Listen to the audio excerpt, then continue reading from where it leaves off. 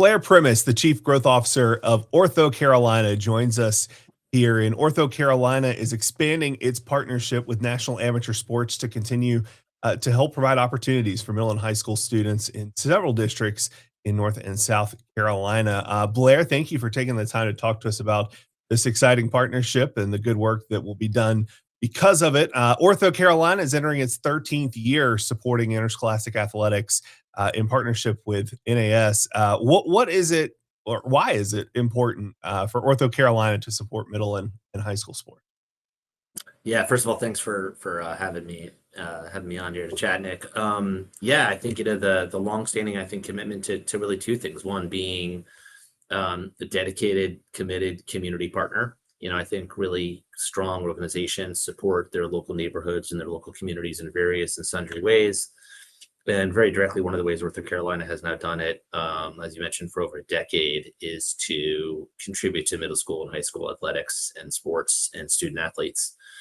And I think two is to kind of, parlay our clinical and medical expertise. We're a multi-specialty orthopedics practice, and I think it's really logical for us to be able to parlay that expertise into treatment and care from on the field and for the athlete themselves, and then expand it and extend it to the parents and the grandparents and the friends and the family that support those kids, those athletes at the high schools and middle schools in the very communities in which they live and work. And so if we can do it in a way that helps them have, a better weight room, if it helps them have student tutors, if it helps a stipend for a teacher, those are all the things that I think allow us to really kind of walk the walk when it comes to our partnership with the local districts. What makes middle and high school sports as attractive, or maybe I'll let you speak to this in your opinion, maybe even Yeah. more attractive than college and professional sports for businesses in the community? This is obviously a big partnership that OrthoCarolina is entering into to help sustain those programs. So, what makes it an attractive thing to get involved with? Yeah, yeah. So it's a great question, and I think an important one. And I use this term kind of loosely, but I do genuinely mean it. Is that in high school and middle school you kind of never lose, right? I know you do. I know you can have a losing season. I firmly understand that. But at the end of the day, right? You don't really ever lose. I think the kids that win a middle school game against their rival middle school, that might be the pinnacle moment of that person's athletic career. And they will go out as if they, we're having this conversation the day after the Super Bowl, right? Like they may go out as a champion in that regard. And so I think we view this very much as this ongoing continual cycle of student athletes that move through middle and high school, that while many of them do go on clearly to go play college and beyond, the reality is many of them don't. And I think for us, we see this as a great way to help support, a community in which you're kind of always a winning team, right? It's a wonderful opportunity to build fellowship as teammates and support one another emotionally and physically, and learn new skills and become leaders and establish a sense of pride and, teamwork that I think all the attributes of terrific employees, terrific teammates, terrific leaders, terrific community support. That's the piece that's so exciting, right? Is that you never really have a losing season. I know, of course, you do, but you never really have a losing season. There's so much more you can get out of sports beyond just winning and losing. There's no doubt about that.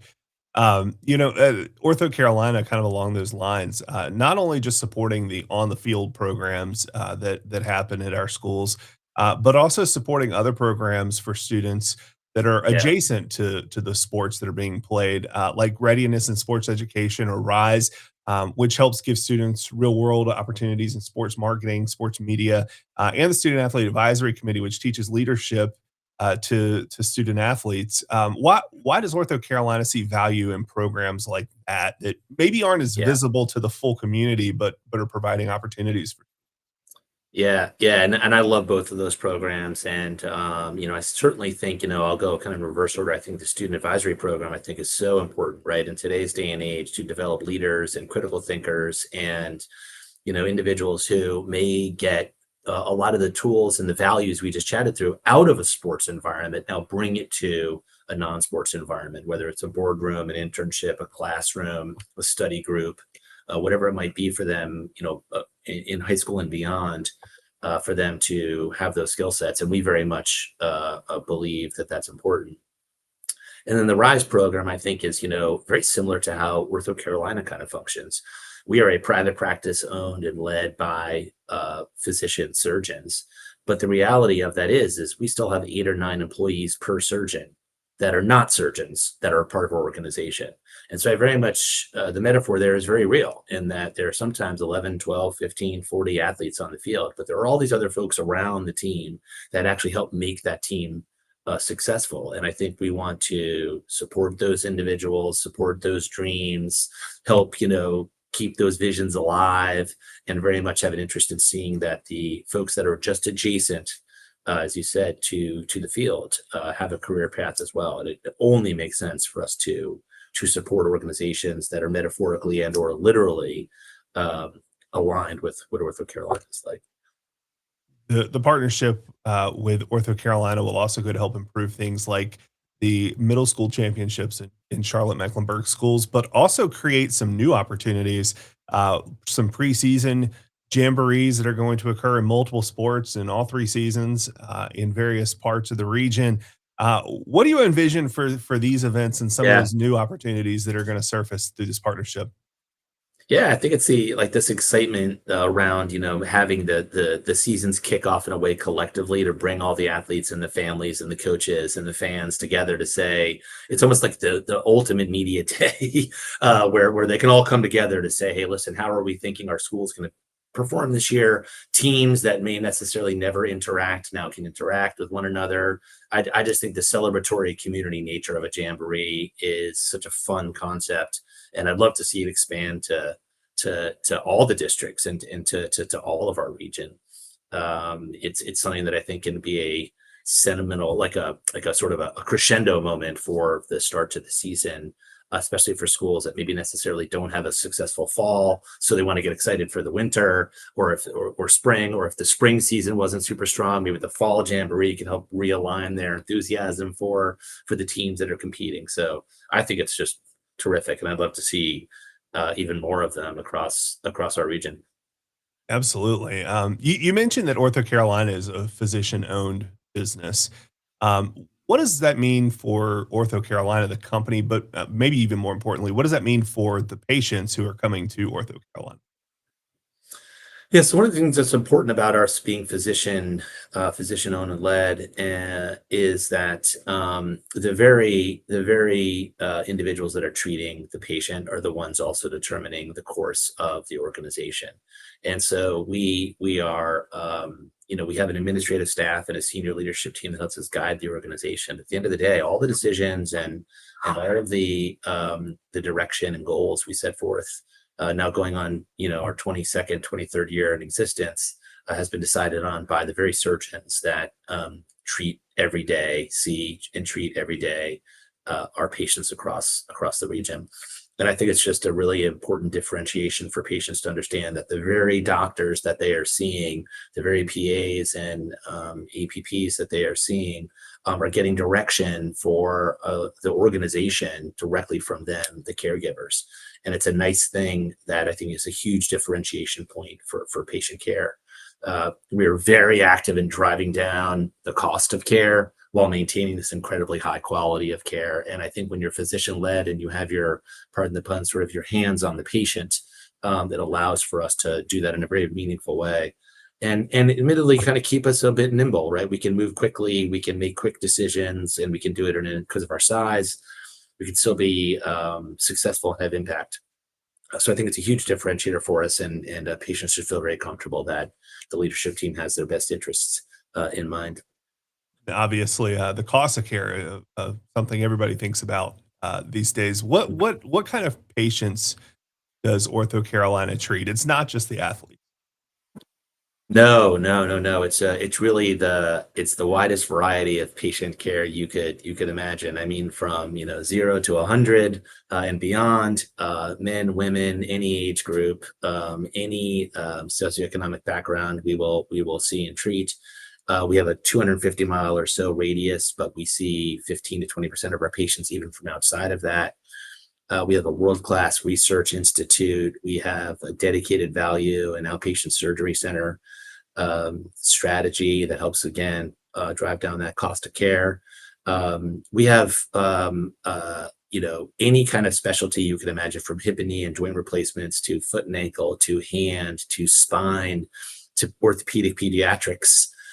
You name it, we've got it. And I think it's obviously sports medicine is a really wonderful opportunity. So not only are we convenient for patients, having just shy of 40 office locations, but our breadth of services and our ability to see all age groups and all types of patients, I think, is such a win for our community. Tell us about the Research Institute. Yeah, it's sort of a special. It is not sort of. It is a special advantage for us. We're one of very few, and I mean, on one hand, private organizations that support orthopedic research. So we have about 45 or 50 orthopedic surgeons that are the primary clinical investigators for scientific outcome studies and FDA clinical trials happening right here in our region. And so it is very common that the very doctor you are seeing for your pain, for your injury, has done the research on the procedure that they are going to do to help make you better. That they have done the research on the device or the implant, that they have done the research on the medicine or the approach or the recovery or the care. It is a truly special component of our OrthoCarolina family here. It is a dedicated 501(c)(3) that does seek fundraising and clearly is an active fundraiser, and looks to be supported that way. But the beautiful part of it is that the outcomes that the Research Institute does, hundreds of papers. I mean, they are prolific in the research that they do per year. It allows for us to actually have a true insight for patients. I mean, imagine meeting the inventor of the product you are using, or meeting the creator of the thing that you are supporting. Like, this is exactly what the case may be. You very well might be in an exam room with a surgeon who wrote the paper or contributed to the study that of the treatment you are about to have.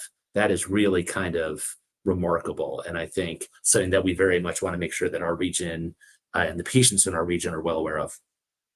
You mentioned Yeah, there's thank you for asking. Yeah, thank you for asking about it. Yeah. Yeah, that's a really cool benefit. It seems like you mentioned that you have almost 40 offices across the region. What regions does OrthoCarolina serve? Yeah, so we're in the, if you were to look at the state of North Carolina, we're kind of on the western side of the state toward the south. We're in the Charlotte metro, obviously, down to Rock Hill, Fort Mill, and just south of that. We kind of move up the over to Matthews area, up into the Concord, Kannapolis, heading up toward the Salisbury area. If you come back around, we're sort of the Huntersville space, up to Mooresville, all the way up to the Winston-Salem area, which includes Kernersville, sort of way up toward the Mount Airy neighborhood, over toward Clemens. If you keep coming down, we're in the Hickory market. We have an office in Boone. We have an office in Lincolnton, down to Shelby. And if you keep coming around, we have Belmont, Gastonia, and all the things around it. We have 8 locations in the Charlotte metro, too, between Ballantyne, Matthews, Huntersville, Pineville, and then six locations in sort of Center City, Charlotte. So lots of locations Yes, to very convenient. serve patients. Um, you've worked with National Amateur Sports for a long time now. What has your experience been working with NAS, and what value you believe comes from that partnership? Yeah, I think two things come to mind whenever I talk about NAS. I think the true customer service. There's a lot of organizations we'll talk about. They have terrific customer service and they support their clients. I think NAS is a role model in that regard. I can't think of a year or a season that's gone by where we have not been fully informed, educated, that we have not understood precisely how we're doing, what that looks like. And I think the customer service and the degree to which they care for their clients, us being one of them, is like I said, a behavior I would role model for other organizations. And then I think the second thing that I talk about is it's the true sort of definition of an organization that helps you find the most effective public-private partnerships that there are in our communities. And I think they think of creative ways to make public entities, in this particular case, our school systems and our athletics teams, be supported by the private space. And I hold up fewer organizations that do it as well as NAS. I think all the wonderful conversations I've had now for over a decade with James Shipley about this, I would put him on a panel of how to start a public-private partnership from an advice and guidance perspective, because he and you all and this team have very, very much so figured this out.